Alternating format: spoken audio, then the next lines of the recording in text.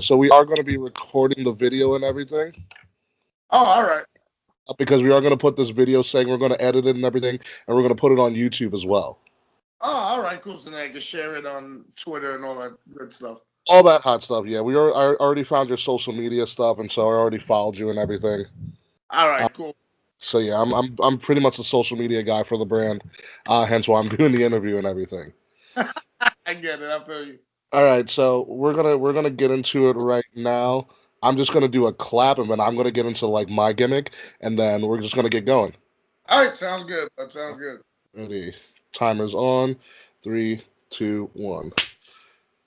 Yes, ladies and gentlemen, this is King Rickie Rozay of the Kings of the Rings podcast, bringing to you right now our first ever Superstar Spotlight. And I am here with a man who is pretty much a big superstar in the independent wrestling scene. He's been around for over 17 years, was trained by people like Mike Quakenboss, Chris Hero. You may know him as Cassius Ono from NXT.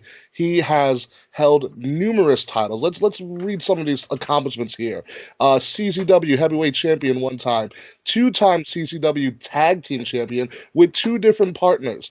IWA Mid South champion, former IWA Mid South tag team champion with two different partners.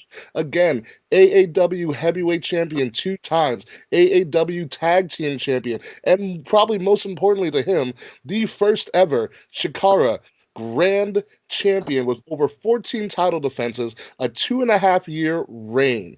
Ladies and gentlemen, he has worked in different organizations such as Shikara, Ring of Honor, TNA, Impact, PWG, CZW, IWA Mid South, Jersey All Pro, and most recently, what we're going to get into towards the end of this is Evolve. Ladies and gentlemen, he is called King. He is the Mad King. Sometimes he's been called the King of Diamonds, but we're going to go to him right now as Eddie Kingston. Eddie, how are you today? Hey, man. What's up, brother? That was a long introduction. I appreciate it. I forgot half that stuff you said. Yeah.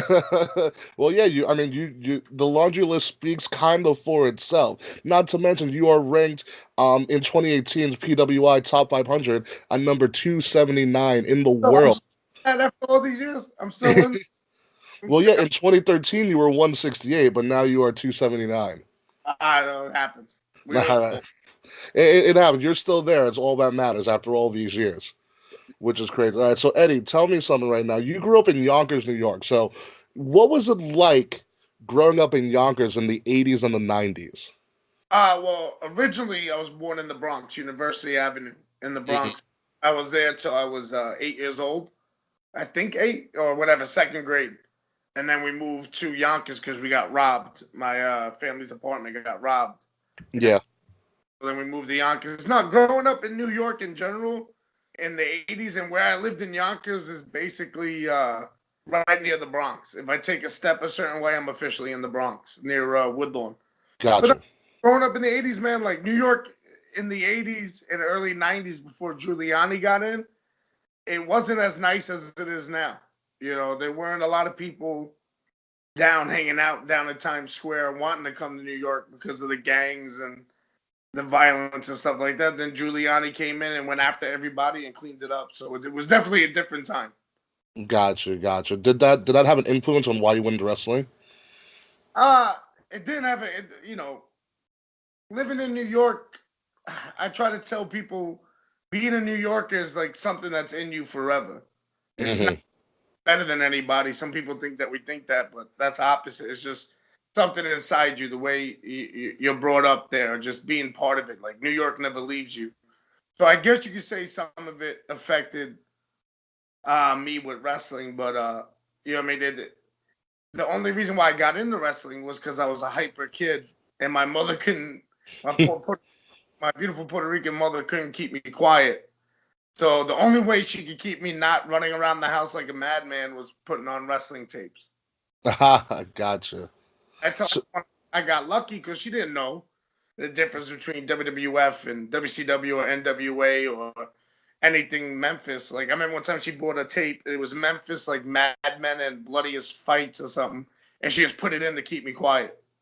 So I got the chance to see a lot of wrestling just because she would rent tapes and just put it in. It didn't matter what it was as long as it said pro wrestling on it. She got it. it's really interesting to hear about wrestling as the thing that kept you calm. Yeah, yeah. Well, I'm a whack job. I never told anybody I was right in the head. You know what I mean? Yeah, it happens to everybody. It might be the New Yorker in you, to be honest. Growing up and being Irish and Puerto Rican wasn't really looked on favorably. You know, mixed, but not the norm like it is today. Gotcha, gotcha. So when did you? I mean, you watch a lot of wrestling tapes. It kind of kept you calm, but when did you realize yourself that this is what you wanted to do? And we moved to Yonkers. We finally got legal cable. Legal cable. I was gonna get mad if I said that, but it's true. We got legal cable, and I put on ESPN, and I saw Hot Stuff Eddie Gilbert, which I know a lot of people don't know. And I wish they did know. If you just type him in on YouTube or something, you'll find great stuff with him. But Hot Stuff Eddie Gilbert was the first guy that I was like, oh man, I want to do this. Just Hmm. he like controlled the crowd and got the crowd to hate him, and just his whole act was just something that I fell in love with. You know what I mean? Like I loved Hogan and Savage and all those guys and Flair and Dusty Rhodes and Tully Blanchard, and I can go on and on. But Eddie Gilbert, Hot Stuff Eddie Gilbert, was the first guy that made me go, okay, I want to do this. Okay, and so you started to do this. Um, yeah, you debuted in October 12th, 2002. You know, after yeah, it's been a while. You originally trained with Kevin Knight in the Independent Wrestling Federation, although that obviously did not work out. No, I didn't. No. Me, Jigsaw, my old partner, Blackjack, and Jolly Roger, and a couple other friends of ours were there, and we all got kicked out. Yeah, it didn't. So then you found your way over somehow to the Chikara Wrestling Factory, and you were part of that second class in Chikara, where you were trained by Lightning Mike Quakenboss and also Chris Hero, also known as Cassius Ono. So Chikara is kind of one of these things that some people know about. Some people don't know about, but in my opinion, a lot of people should know about because Chikara, from what I've from my quick research, Shakar was kind of NXT before NXT. Yeah, he was, you know what I mean? He was bringing in a lot of guys and to help us out because we were all green. So we had to Yeah. get top indie guys to help us out. And then, you know what I mean? He got Chris Hero to come in and train us. And then Hero, with his connections, got other guys to come in and help us out. And we were able to get Skida, who's probably like the greatest luchador trainer in the world. Like, Mm. when I go up to Pentagon and Phoenix and tell them, "Hey, I was trained by Skida," they go like, "Oh, us too." Like a lot of the Yeah. guys were trained by Skida as well. So, it's like a little bond you have with certain guys when you're like, "Yeah, Skida trained us too." So Skida came in, trained us all for about 2.5, almost 3 years, and then yeah, Claudio, Cassius no Claudio, uh, Yeah. not Cassius no, I'm sorry, Antonio Cesaro. Yeah. You can call him Claudio. Yeah, Claudio. Yeah, he came in and like he picked things up right away. So we had him there, call out a lot of guys, and it was a fun time to be around there because Chikara was growing and starting to get noticed. Yeah, and then to you, a couple of years down the road, like Chikara is a big part of your history, probably one of your more important brands that you have ever been on. So I'm gonna rattle off a date to you right now. November 13th, 2011. Do you remember that date? Yeah, of course I do. That was Chikara's first pay-per-view, Yeah. and it was my trainer Mike Quackenbush, and it was for the crown the first ever grand champion, and it was the finals of the 12 large tournament, which was named after Larry Sweeney, who Yes. unfortunately passed away, I believe that year of suicide. So it touched all of us. So that's why we named it after him, and that's why I cried like a baby at the end of the match. I was watching that match. I watched the promo leading into that match. Yeah, Um, I watched the match. we had to cut out 5 times because Brian Remsburg, the referee, was filming it. So Yeah. we would break down crying, and then we would go, okay, okay, okay, we gotta get this. We gotta finish the fifth time we're doing this. So Yeah, yeah, I go ahead. That was a rough one. That was a rough Yeah. one. No, I listened to the promo, and like your promo game alone is so strong. It's so real. There you can tell when you're listening to you cut a promo, not just for the Chikara Grand Championship, but for anything. Your promos against ACH, your promos against Ethan Page. There is such a realm of realness that you listen to it, and you could put on the worst match ever, but people are gonna watch it because you are putting your all into that promo. So I want to go back to that Chikara Grand Championship match. I'm watching this match. You have Jigsaw in the corner of Lightning McQuakenbosh. You Yeah. have a personal idol of yours, Tommy Dreamer, The guy in who got your wrestling. The guy who got yeah. me. Yeah. You got Tommy Dreamer in your corner, one of your idols in your corner. Surrounding the ring is the entire Chikara roster. Okay, including the likes of some people known as the Young Bucks and Colt Cabana, Yeah. as well. Um, you put on a technical masterpiece, and Thank not you. only are you doing that, you're doing that against somebody that trained you. Mhm. So you got student versus teacher vibes going on right now. Not only do you win, you get the title handed to you by Larry Sweeney's family. Not only do you get the title handed to you by Larry Sweeney's family, your own idol, Tommy Dreamer, puts the belt around your waist. Yeah. Yeah. It was How is that reality? Because that's a movie. and no honesty, when I think back at it, like it kind of feels like a movie the way I remember it. You know what I mean? It was like because I Yeah. was living in the moment. It was almost like I'm watching myself outside of myself. Like it was a great honor. To be honest with you, like that word just kind of fits it. It was an honor, and then after the match, being with all the boys and everybody who knew Larry Sweeney and everybody who was there who knew me for so many years, like just being backstage with them afterwards was just as surreal. Like I didn't know what to do. You know what I mean? It was just Yeah. so And by the way, you did the whole match with a partially torn MCL. yeah, yeah. That was a lot of yeah. Which your trainer made sure he worked the mess out of. Oh, of course. So I want to go back to some of your trainers.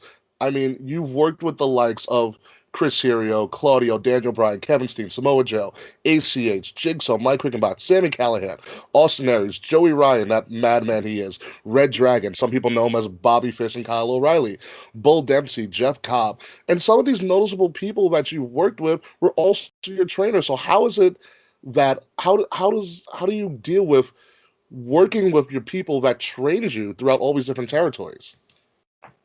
Well, like me and Quackenbush, there was a respect level there, so getting in there with him was fine.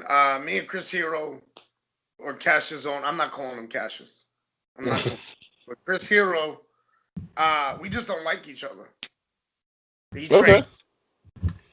kind of went downhill. I won't, to be honest with you, we haven't liked each other in so many years. I don't remember what's the reason for it. Oh, it's one of those. Yeah. So, and he, you know what I mean? He could sit there and politic you and say, well, Eddie this, Eddie that, try to be a guy. He doesn't like me either. And you can tell by our matches the way we're like killing each other, taking a little bit of liberties here and there. Yeah, So, that AIW match was kind of nuts. yeah, I think we've had worse where we were beating each other up worse. So, Yes. So let's go into a couple of other promotions. You did ROH. You're in a lot of noticeable factions. The Wild Cards. You had the Flood for a while. A big one, Blackout, made its way to ROH. Outlaw Inc. was in our ROH. You kind of took over from Conan and LAX in Impact, well, and for a now minute, you and now you're kind of siding with the OGs and everything, but also you're a pretty well-established singles competitor. So you have these factions, these tag team success, this single success. Which one do you prefer more?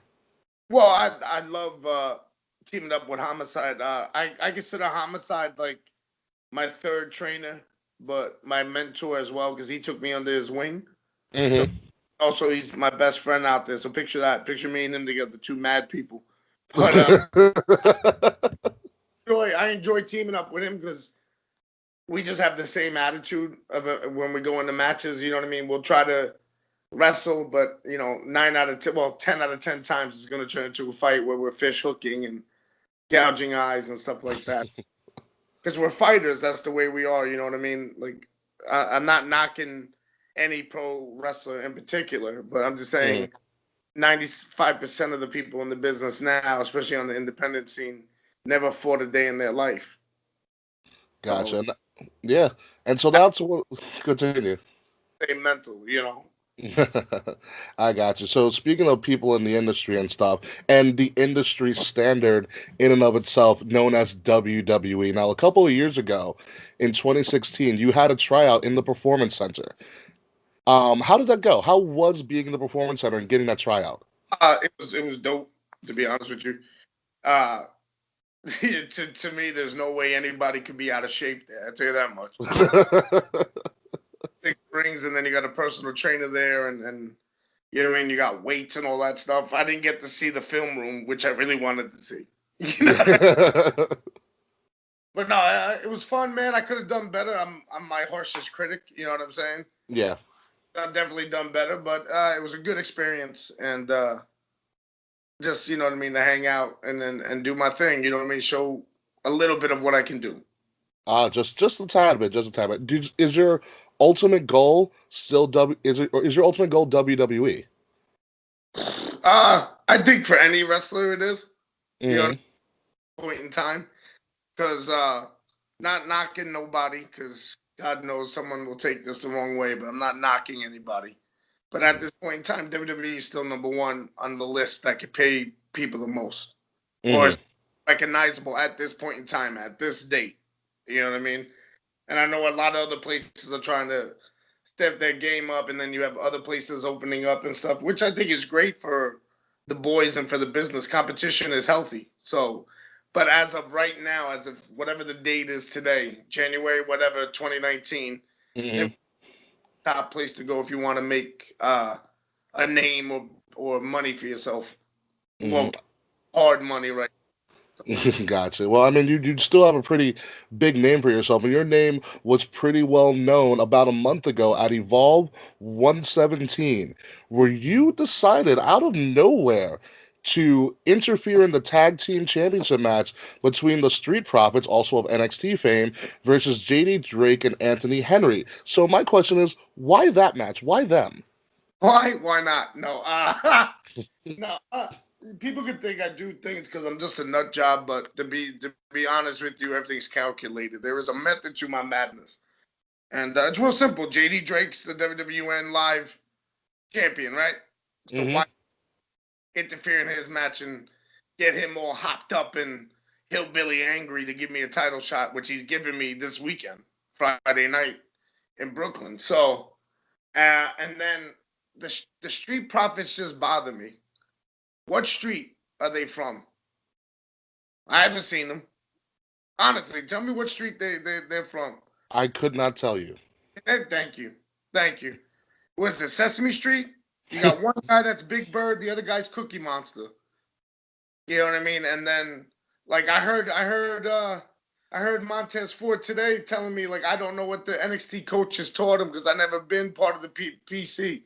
My man, does he not understand I know half the roster? Half the roster knows me. Why don't he ask Kevin Owens about me? Why don't he ask Seth Rollins about me? Ask Chris Hero again, not calling him Cassius. Why don't he ask Chris Hero about me? Why don't he ask all those dudes if I popped their eardrums, or if I kicked them in the back so hard that their bodies went numb? You know what I mean? Like that just shows you he doesn't know history. He doesn't know anything about this game. So he will be Big Bird from now on. Dawkins is Cookie Monster to me. Now, I'm not taking anything away from their athleticism. And granted, they've been trained by the best people in the business. So they're going to be good. They're just not better than me because they Oh. don't know anything that I know. They don't know about, like, now, see, now you got me rolling. Now you got me, because they don't know anything about waking up and going 16 hours to a show and get paid in a hot dog and a handshake and maybe a Mountain Dew. then getting back in the car to drive another 8 hours to do another show and barely get paid, barely have gas money. Then you're getting back in the car, driving back to New York, another like 16 hours or something crazy. Get home, now at the time an ex-girlfriend, yelling and screaming at you, why are you so tired? Come out with us. And you're focusing on the game. You're focusing on independent wrestling because that's the way you were taught it was supposed to be. When I broke in, there was no PC, man. When I broke in, there was no little nice 6 rings, film room, personal gym. I almost cursed. Personal trainer out there for us. My PC was East 237th Street. My PC was Getty Square. My PC was School Street. There was nothing. That's reality. So this guy can sit there and tell me, how do you know about this and that? Because my trainers, this and that. Yo, your trainers don't know me. And the ones who do know me understand my pain, understand my game. They do. Ask Sarah Del Rey, who trains the women, what I can do. Who I've been beating up for years, because she knows me. She used to be in Chikara. She was at the Chicago Grand Championship match on the sideline. Yeah, and I defended the title against her. And I hit her like she was the dude, and she hit me like crazy. It was fun. But again, these guys don't know that because they don't have history. They don't respect our business, man. They don't respect my art. Art's a cool little word to be thrown around, but my art is violence, and they don't get it. So why not with them? You know what I mean? Let them know what's up. If they want to make it in this business, they're going to have to deal with people like me. And if they can't deal with someone like me on the independent level, they ain't going to make it in WWE. So in a way, like I said, I'm here to help Evolve. I'm also here to help them. They just don't understand how. And then Drake, my man, like I said, he's the champ. Why? What I don't understand is guys go, especially nowadays, guys go into this business or into companies and they go, hey, man, I'm just happy to be here. I just want to get paid. I'm happy to be here. Yeah, granted, you want to get paid, but don't you want to get paid top dollar? Don't you want to be the top guy? A lot of guys don't want to do that. To me, JD Drake, guys like JD Drake and Austin Theory are top guys, not just in Evolve, but in the industry right now. You know what I mean? They're steps away. They're like a stone's throw away from, I guess you could say, WWE or NXT. I guess you could say that. So why wouldn't I want that after 17 years of busting my ass, making good decisions, and 9 out of 10 times making bad decisions? Right decisions. But anyway, that's a whole nother story we can get into at some other point. So why not go after the top dog? I'll let Austin Theory have his little groove here and have everyone put him over right now. Because like I told you can ask Austin Theory this. I told him this in the locker room. I said, and I'll PG it for y'all. I told him, man, I don't know whether to kick your ass or give you a kiss. You're too pretty to be in this business, kid. He doesn't know. So I'll let him live right now. I'll let him deal with his trainer, AR Fox, and let him have his little fun with Johnny Gargano and all that jazz. You know what I mean? But sooner or later, I'm going to bust him up too. Trying to make him look as ugly as me. JD Drake is real simple with him, man. I just want the championship. Ain't nothing personal. I want the championship. Street Profits, it's personal. Don't tell me you're from the street and I don't know what street it is. Don't tell me you live that life when you don't. You know what I mean? I tell everybody, man, I grew up in a good home, an Irish Puerto Rican family. I decided to be an idiot and hang out in the ghetto. I didn't have to. I had choices. But I chose to go that route. And I take it for what it is. So with me, it's this. If you say you're from the street, tell me what street you on. Represent it. You know what I mean? They don't represent nothing to me. They legit represent Sesame Street. I'll give them, but again, I'll give them credit. They were trained by the best in the world. But they have to remember, they know me there. They don't like me because they know what I can do. They know I don't play games with people. I have no problem gouging someone's eye out and going home. I'll sleep good at night. Trust me. I'm good with that. That's real life. And we will find out a lot about that this weekend at Evolve in Brooklyn. I'm sorry.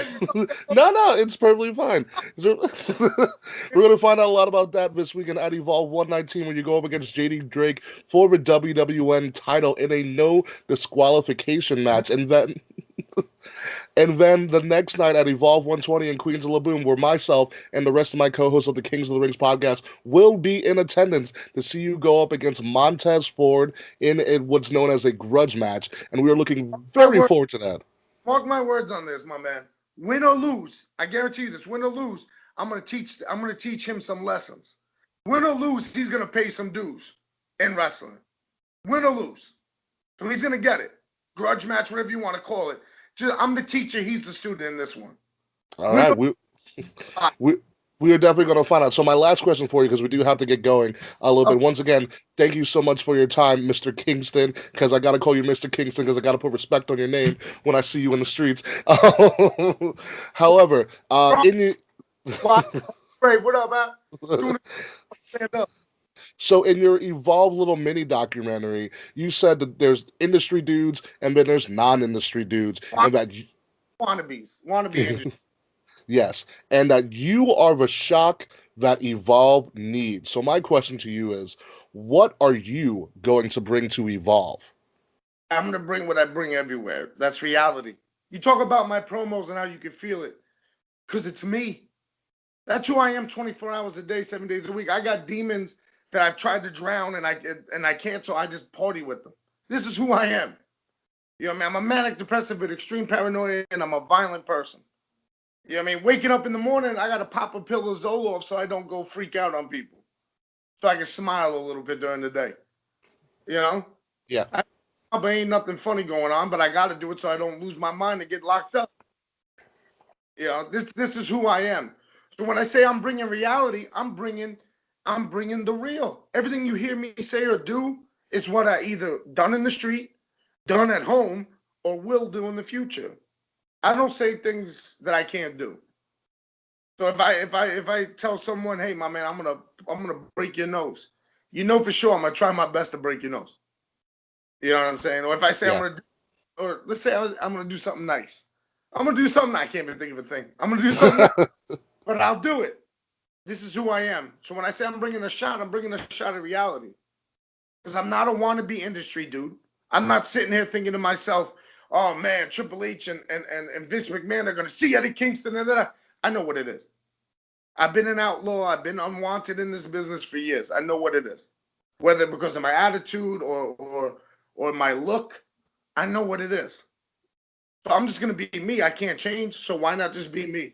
But then I look at the locker room and I see industry dudes, the NXT guys coming in. Good for them. Rock and roll, get some experience, but don't think it's gonna be easy and sweet. And the reason why they're thinking it's easy and sweet is because you have these wannabe dudes in that locker room, the wannabe industry dudes, taking it easy on them. Why y'all gotta be wannabe industry? Wait till you are industry, but until then, be yourself. They won't do it because they sell their souls out. Not me, man. If you know what I mean. After this world, after this life, I'm going where I'm going because of my own volition, not because of somebody else or I changed up. People take it as it is, man. I don't care if people cheer or boo. Just know I'm gonna hurt people, and they can try and hurt me, but I'm still here at 17 years. That's true. 70 years, still going strong. My boys, the very few friends I have bust my chops on it when I say relevant, but it's true. 17 years is still relevant. It's not an ego thing. It's a fact. 70 years. Yeah, people bring me in. Like I said, like Brody and Abby, they bring me in to pop the houses, man. Mm-hmm. 17 years, still strong, and still one of the realest people you will ever meet in the wrestling scene. Ladies and gentlemen, this has been the Mad King, Eddie Kingston. Sir, thank you so much for your time. I'll be looking forward to seeing you very, very soon this weekend at Evolve 120 at Laboom. Get all the New York there. You know what I mean? Get all the Bronx, Brooklyn, Queens, Harlem. Get all the boroughs there. Get Yonkers there, man. Let's do it. Let's fill that place up, man. So you can see dudes' asses, man. I got you. I'll be coming from Long Island, so it's close enough for me. I feel it. All right, awesome, man. Eddie, thank you so much for your time. I appreciate it. When the links come up, I'll definitely shoot you an email or something with all the links and everything, and then we'll get going. If you have some time this weekend, I don't know if you will or not. I'd love to meet up with you. Maybe just shoot a shit, shake your hand, whatever's possible. Definitely. What show is it you're going to? The Queens? 120 at Laboom, yeah. Laboom, yeah, it's Queens, right? Yeah. I don't know the address. As long as you say Queens, I'm good. Yeah, we'll definitely meet up in Queens. All right, man. Sounds good. My man, you have a good rest of your night. Thank you so much.